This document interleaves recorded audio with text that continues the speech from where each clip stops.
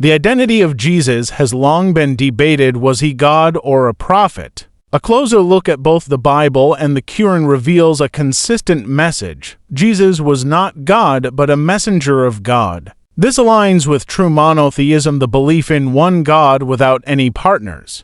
Jesus never claimed to be God. If Jesus was truly God, wouldn't he have said so directly? But instead, we see him repeatedly referring to someone greater than himself, God the Father. For example, in John 5:30, Jesus says, "I can do nothing on my own." That doesn't sound like someone claiming to be all-powerful. Again, in John 17:3, he clearly separates himself from the only true God. The Quran agrees. In Surah 5-72 and 4-171, Allah warns against calling Jesus divine or part of a trinity. Instead, Jesus is described as a messenger, nothing more, nothing less. Jesus prayed to God.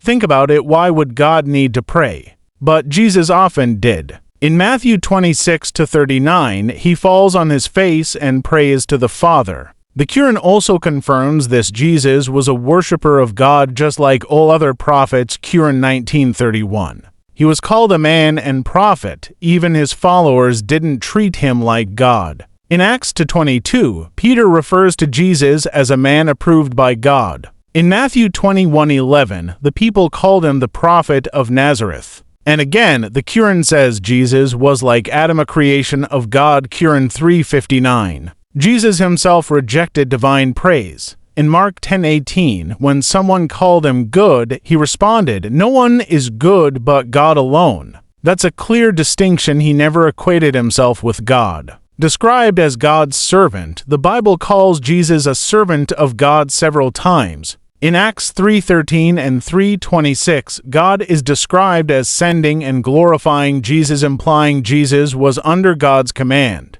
Quran 43-59 backs this up, calling Jesus a servant blessed by God. He didn't know the hour.